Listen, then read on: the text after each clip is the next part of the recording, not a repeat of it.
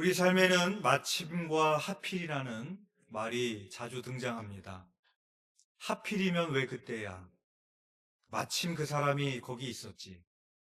어떤 사건을 회상하며 우리는 이러한 표현을 쓰곤 합니다.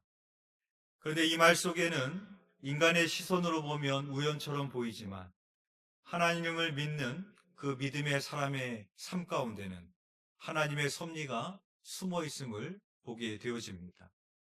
성경에서도 이러한 사건들을 자주 목격하게 됩니다.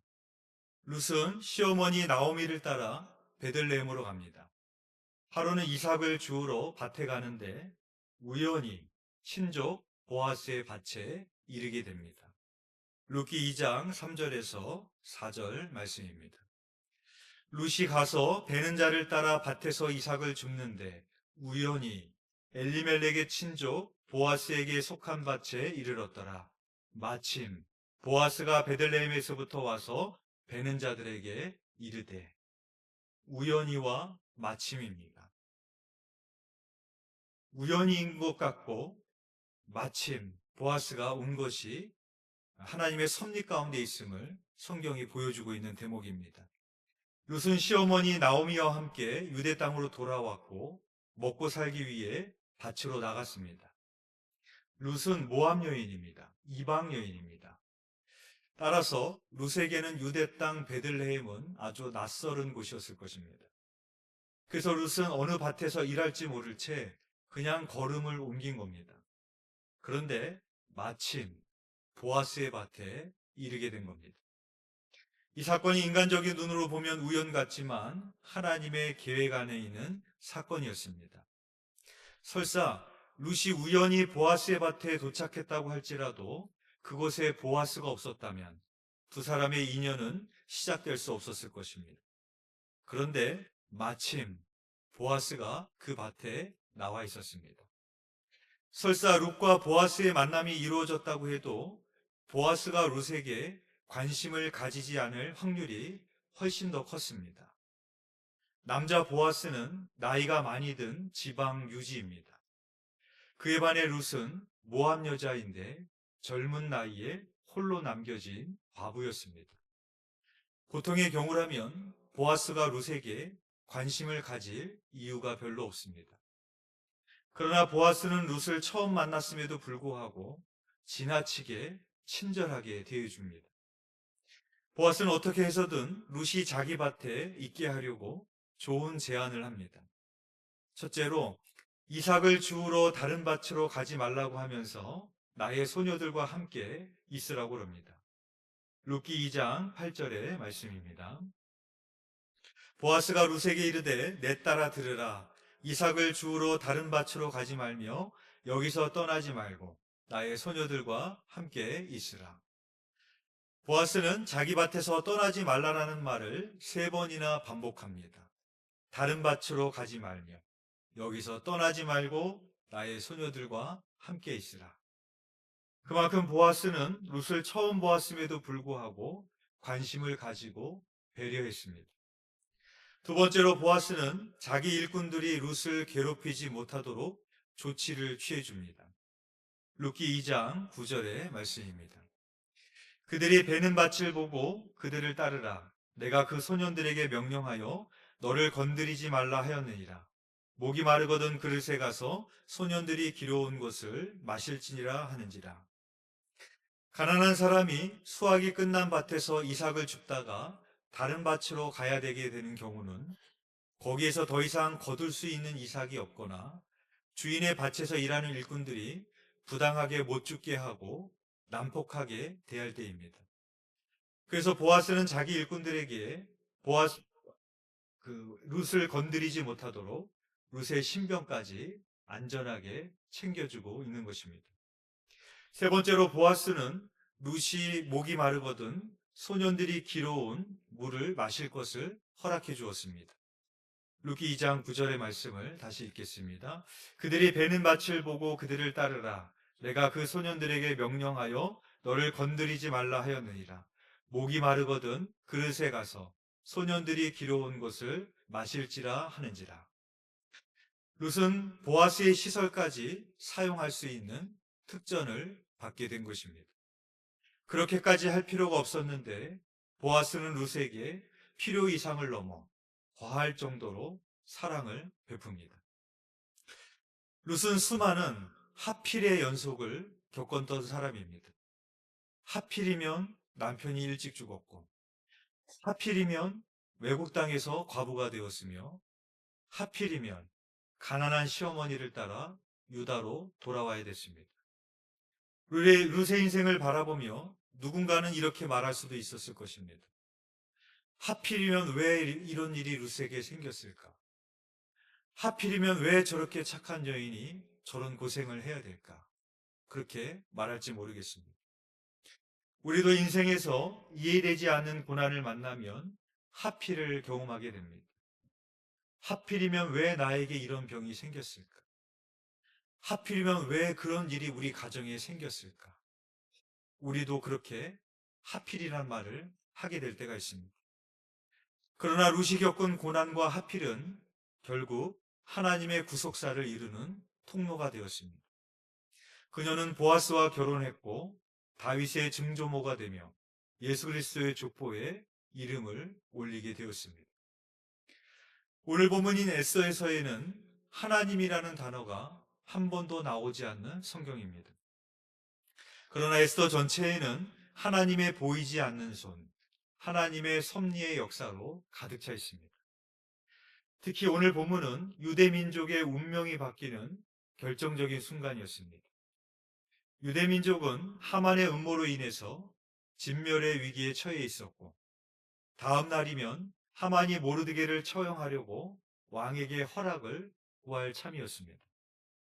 그런데 하필 그날 밤에 왕이 잠을 이루지 못하는 것입니다. 오늘 보면 에스더 6장 1절의 말씀 우리 함께 읽어보겠습니다. 시작. 그날 밤에 왕이 잠이 오지 아니하므로 명령하여 역대일기를 가져다가 자기 앞에서 읽히더니, 여기서 그날 밤이라는 것은 에스더의 잔치에서 돌아온 하만이 아내와 친구들을 모아놓고 높은 장대를 준비해서 모르드게를 죽일 모의를 하던 그날 밤입니다. 모르드게의 생명은 풍전등화의 위험에 처해 있었습니다.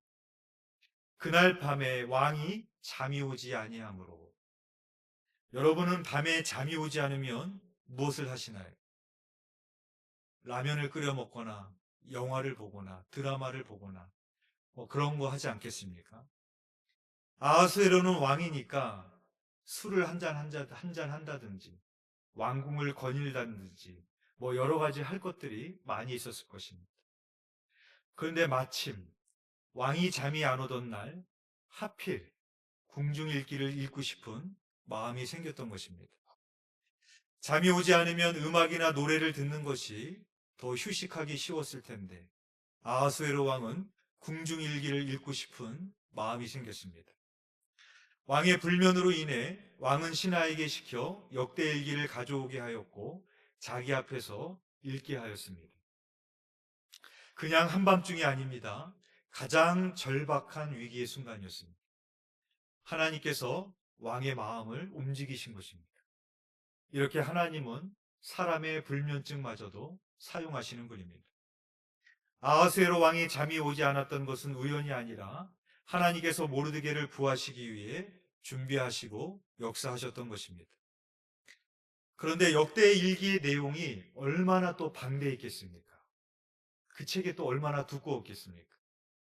그런데 하필 그 수많은 기록 중에 모르드게의 충성이 적힌 부분을 읽었습니다. 그 일지에서 모르드게가 자신을 구해줬다는 내용을 알게 되었고 모르드게에게 아무런 포상도 내리지 않았음을 알게 되었던 것입니다.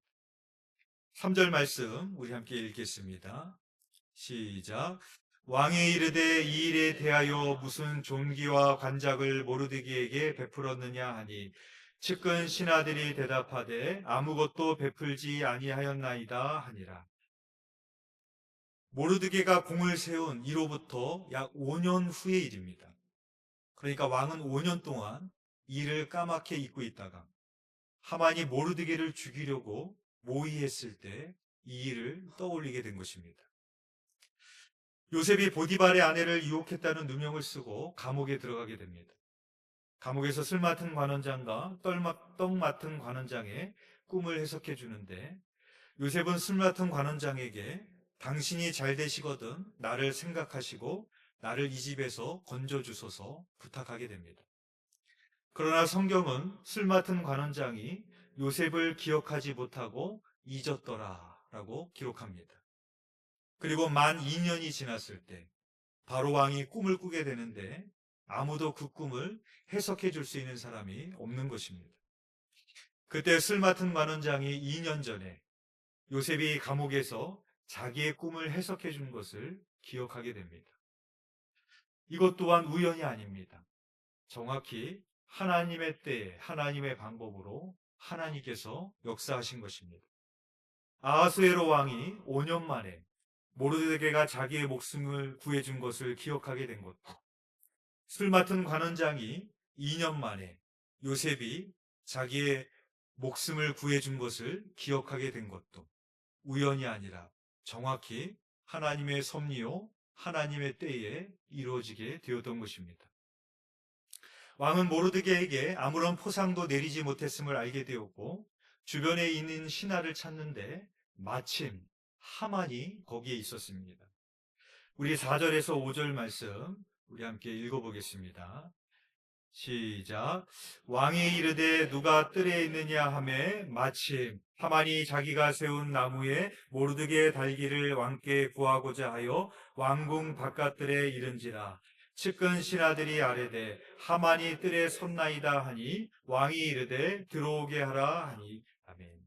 마침 하만은 모르드게의 처형을 건의하기 위해 어전의 뜰에 도착해 있었습니다. 참으로 절묘한 타이밍이지 않습니까?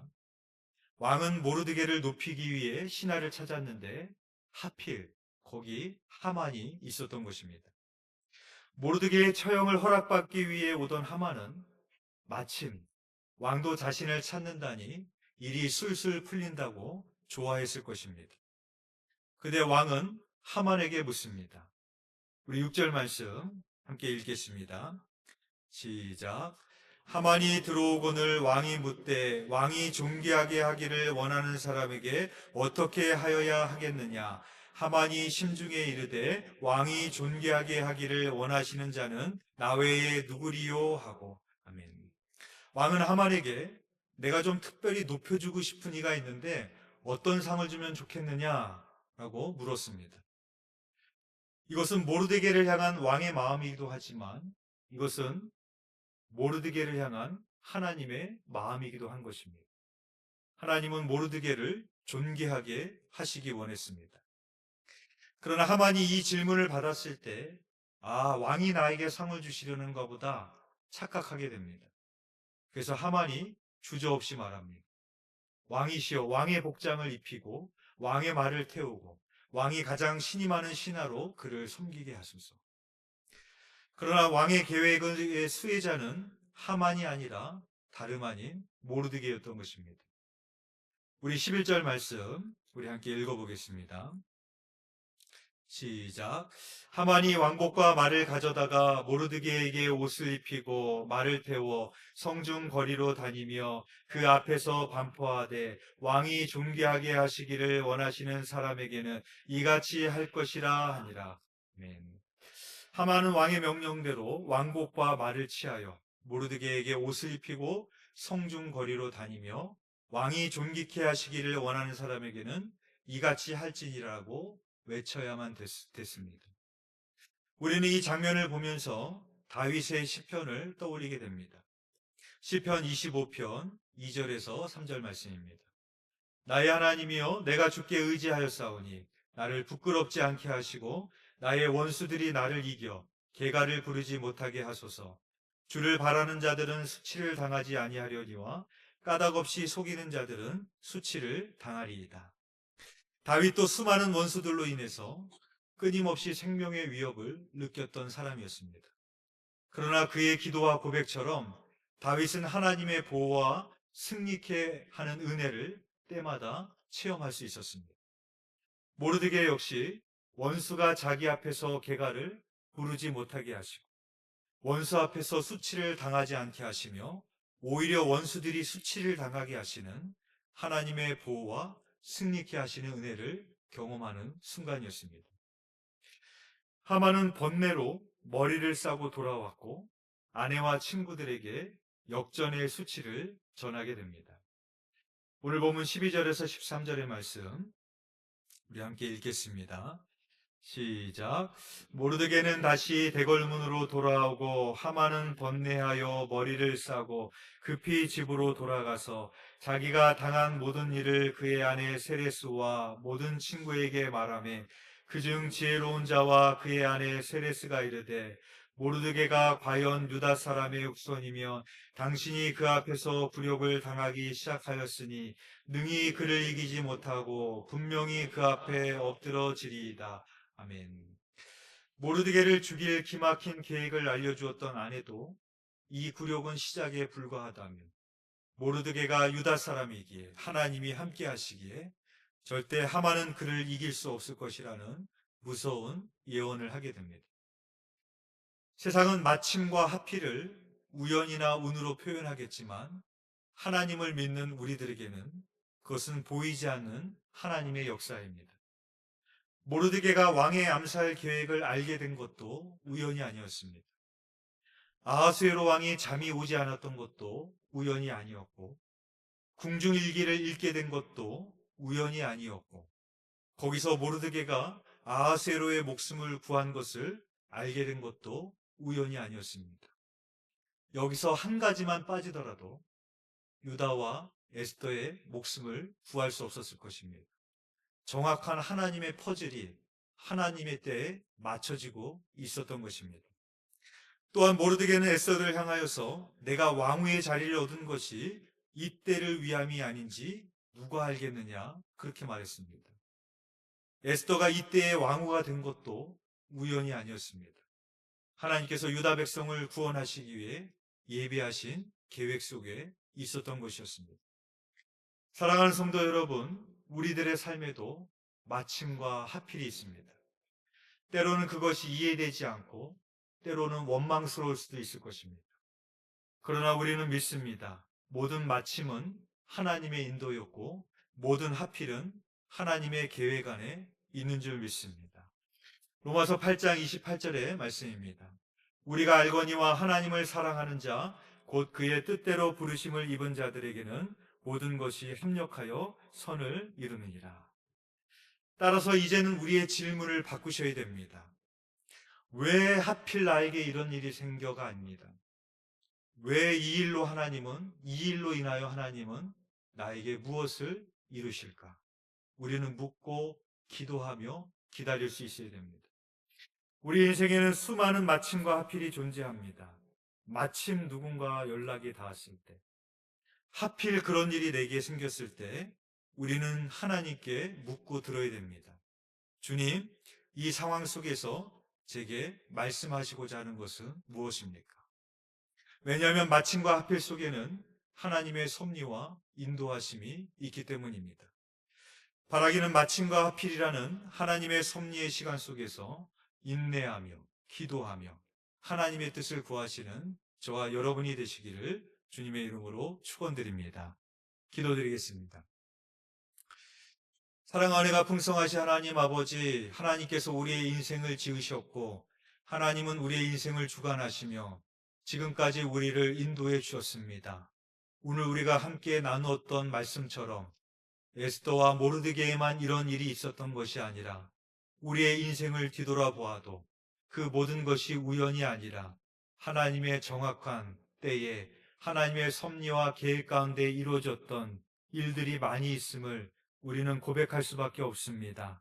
우리의 인생이 하나님의 손에 있음을 우리는 믿고 고백합니다. 우리의 마침과 하필의 순간 속에서 절망하고 불평하고 원망하는 인생이 아니라 그 순간 속에서도 에스더와 같이 하나님 앞에 뜻을 물으며 기도할 수 있는 인생이 되게 하여 주시사 하나님의 때에 하나님이 이루시는 하나님의 역사의 통로의 역할을 감당할 수 있는 저희들이 될 수 있도록 인도하여 주시옵소서. 주님께서 우리의 삶을 통하여서 이루시고 역사하여 주실 줄 믿사오며 예수 그리스도의 이름으로 기도드렸사옵나이다. 아멘.